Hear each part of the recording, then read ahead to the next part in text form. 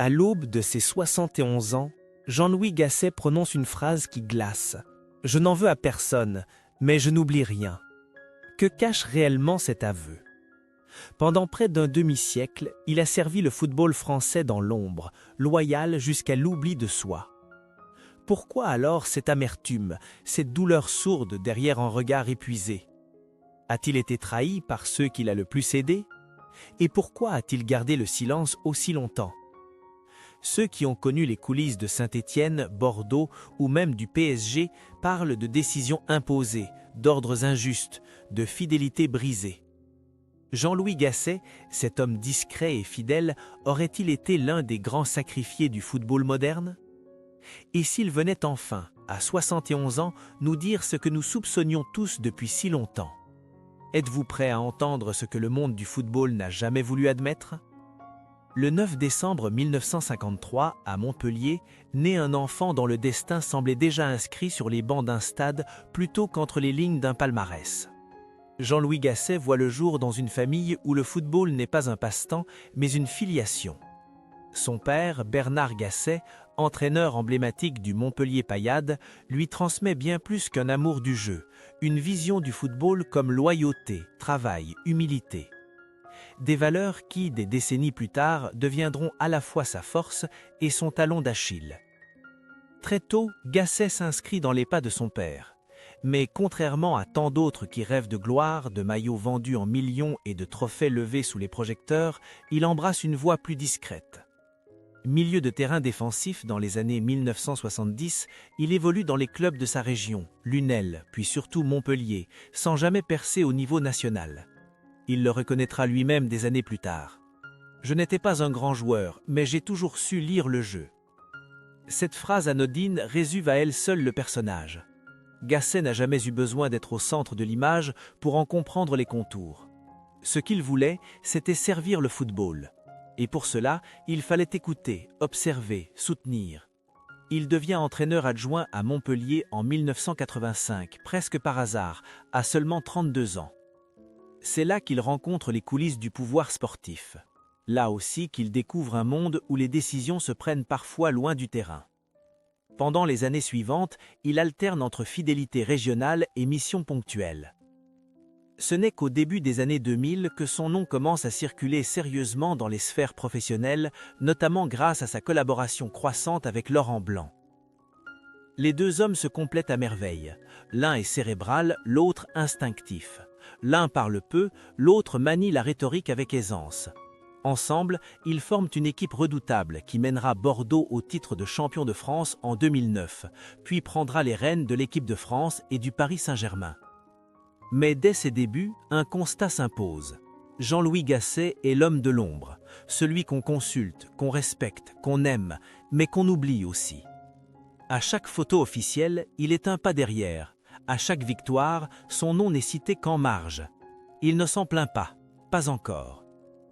C'est dans cette invisibilité choisie que naît le paradoxe, car derrière sa loyauté apparente, une frustration grandit.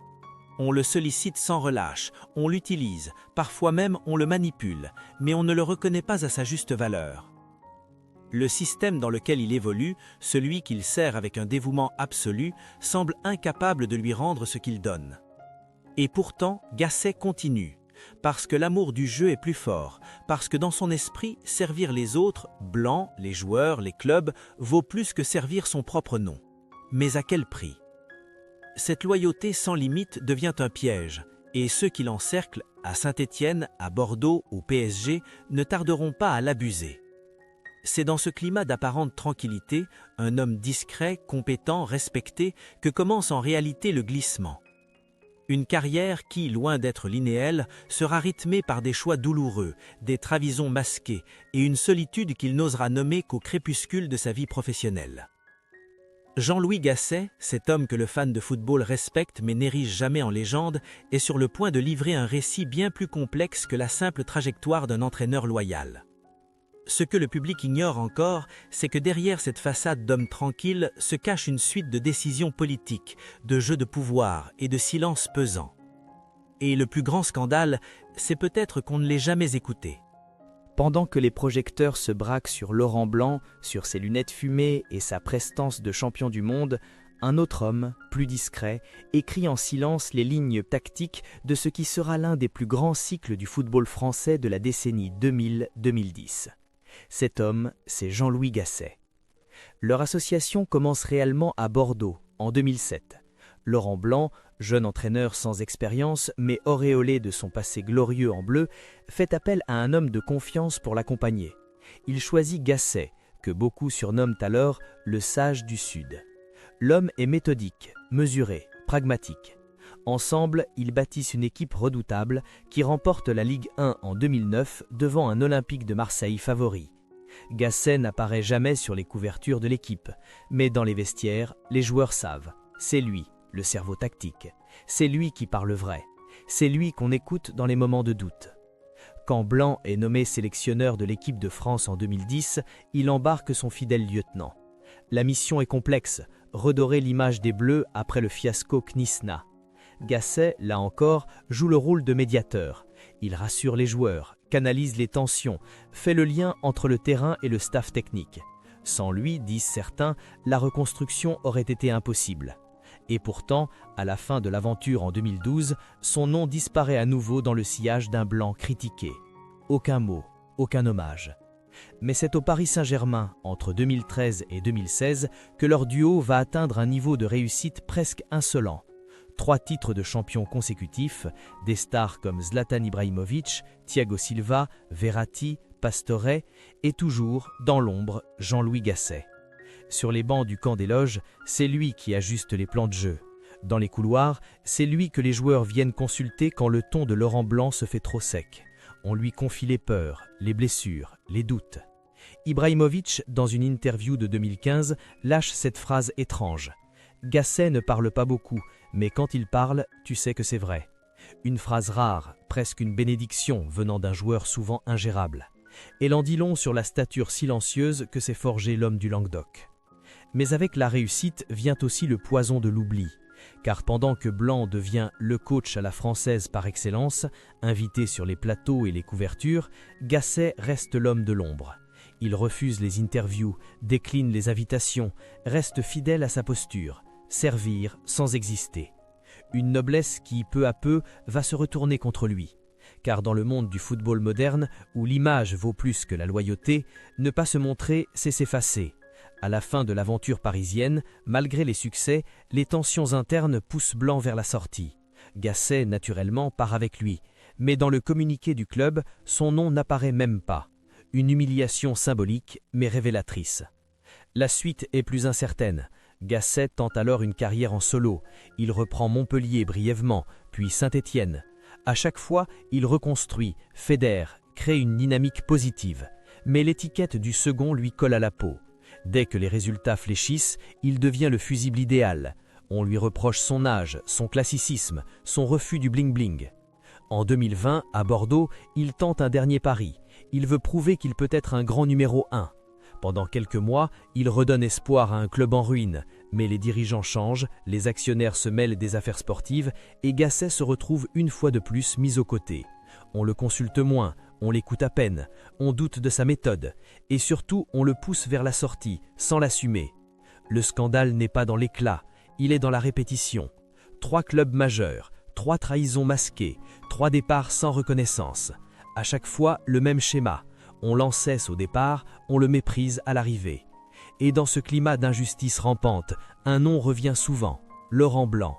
Le compagnon de route, l'ami, l'alter ego. Leur duo semblait indestructible. Et pourtant, après le PSG, plus rien. Pas un mot, pas de soutien public, pas même une tentative de réparation. Quand Blanc revient sur les bancs, notamment au Qatar puis à Lyon, il ne fait jamais appel à Gasset. Certains parlent de tension, d'autres de rupture silencieuse. Ce qui est sûr, c'est que Jean-Louis Gasset, pendant des années, a porté la réussite de Blanc, sans jamais récolter la reconnaissance. En 2023, dans un rare moment de franchise, il dira à demi-mot « Il y a des gens que j'ai aidés, beaucoup, mais quand j'ai eu besoin d'eux, ils sont tous disparus. » Enfin, il y a la dernière étape, la sélection de Côte d'Ivoire.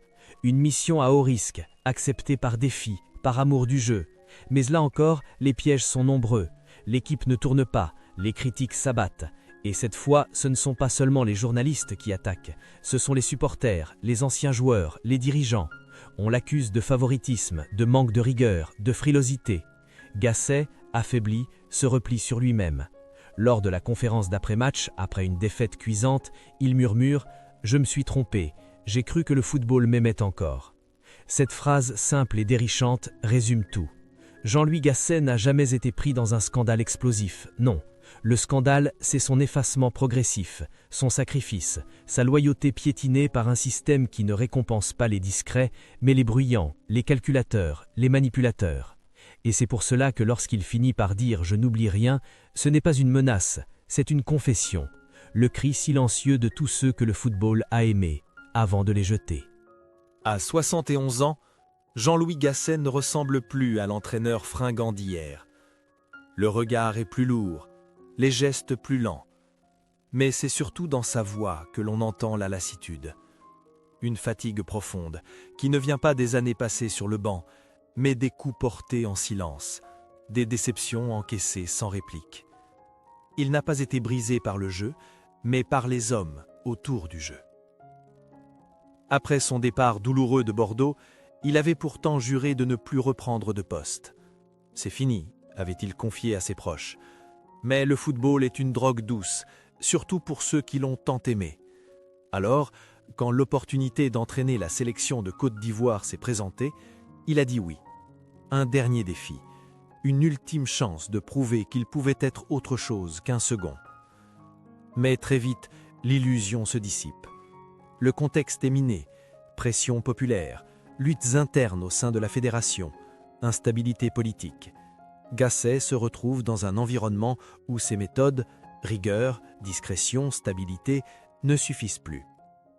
Les joueurs sont éparpillés entre les clubs européens, les supporters réclament des résultats immédiats et les dirigeants veulent des décisions spectaculaires. Rien n'est compatible avec l'approche de l'homme du Languedoc. Les premiers matchs sont poussifs. La presse locale le critique vertement. On le qualifie de vieux, de déconnecté, d'étranger inadapté. Le respect dont il bénéficiait en France semble s'être volatilisé à des milliers de kilomètres de chez lui. Mais c'est surtout la solitude qui revient, lancinante. Car cette fois, il n'a plus Laurent Blanc, plus de staff complice, juste lui, face au vide. La Coupe d'Afrique des Nations 2024 devait être sa rédemption. Elle devient son calvaire. Élimination prématurée, tension dans le vestiaire, sifflet du public.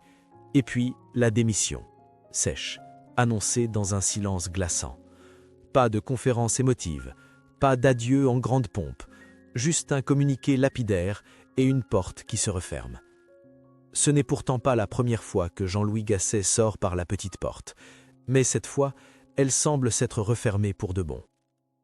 Ce qui frappe, ce n'est pas la fin, c'est la manière. Une sortie sans reconnaissance, sans gratitude, comme si un demi-siècle de football ne méritait même pas une dernière standing ovation. À son retour en France, il refuse toutes les demandes d'interview. Il se terre à Montpellier, dans sa maison. Il ne répond plus aux appels. Seuls quelques anciens joueurs osent lui envoyer des messages de soutien. Parmi eux, un nom revient, Marco Verratti. L'Italien, fidèle à ses valeurs, lui écrit « Coach, vous avez toujours été là pour nous. C'est à mon tour de vous dire merci. » Mais cette lettre, aussi touchante soit-elle, ne suffit pas à panser les blessures. Car au fond, Gasset n'attend plus rien, ni retour de flamme, ni hommage tardif. Il sait que le football n'a pas de mémoire, que les statues sont érigées à ceux qui crient fort, pas à ceux qui écoutent en silence. Alors, dans ses derniers mots publics, il se contente de dire « J'ai fait mon métier avec honnêteté. Je n'ai jamais triché. Je ne regrette rien, mais je suis triste. » Et cette tristesse, aussi discrète qu'une larme sur un banc vide, pèse plus lourd que toutes les coupes soulevées. Jean-Louis Gasset est de ceux que l'histoire oublie, mais que les consciences honnêtes n'effaceront jamais. Et dans ce silence, dans cette absence, résonne une question terriblement humaine. Peut-on être loyal dans un monde qui récompense la trahison? On l'a longtemps décrit comme un homme simple, trop simple peut-être, pour un univers aussi féroce que le football professionnel. Mais derrière cette simplicité apparente, Jean-Louis Gasset portait une exigence rare, une rigueur morale presque désuète, et surtout une fidélité sans condition. Une fidélité qui, à la fin, ne lui aura valu que des adieux muets et des portes fermées. L'histoire de Gasset, ce n'est pas seulement celle d'un entraîneur effacé, c'est le récit plus large d'un monde qui a changé, un monde où les techniciens silencieux sont balayés par les communicants, où les stratèges discrets sont remplacés par des figures médiatiques, où l'image a supplanté l'engagement. Ce n'est pas une simple échec personnel, c'est le symptôme d'un système qui oublie ses bâtisseurs dès qu'il cesse de servir le spectacle. Et pourtant, malgré tout, il n'a jamais crié sa douleur, il n'a jamais réglé ses comptes dans la presse, il n'a jamais trahi ceux qui l'ont trahi. Jusqu'au bout, il a respecté ce qu'il croyait être la noblesse du métier. Alors, il ne nous reste que ces mots, ces rares mots qu'il a enfin osé prononcer à l'orée de ses 71 ans comme une délivrance. « Je n'en veux à personne, mais je n'oublie rien. » Une phrase qui résonne comme une pierre tombale sur une carrière de dévouement. Pas de vengeance, pas de rancune, juste une mémoire intacte, une blessure digne. Un homme qui, en regardant derrière lui, constate simplement que le football lui a pris bien plus qu'il ne lui a rendu. Mais au fond, cette histoire pose une autre question, plus grande, plus dérangeante. Combien d'autres Jean-Louis Gasset existent dans l'ombre des grandes gloires? Combien d'hommes et de femmes dévoués, compétents, sincères, sont effacés parce qu'ils n'ont pas su ou voulu jouer le jeu de la visibilité, de la manipulation, de l'ambition froide? Et nous, spectateurs, sommes-nous complices de cet oubli? Ne cherchons-nous pas que des héros éclatants, des figures glamour, des conflits visibles? Avons-nous oublié de regarder les marges, d'écouter les silences, de respecter ceux qui, loin des caméras, ont rendu les victoires possibles? Jean-Louis Gasset ne demande plus rien, mais peut-être méritait-il, une fois au moins, qu'on raconte son histoire, toute son histoire. Pas seulement celle du fidèle adjoint, mais celle d'un homme trahi par le système qu'il a tant aimé. Alors, à vous, chers spectateurs, une dernière question. Combien de Gasset faudra-t-il encore oublier avant que le football n'apprenne enfin à dire merci ?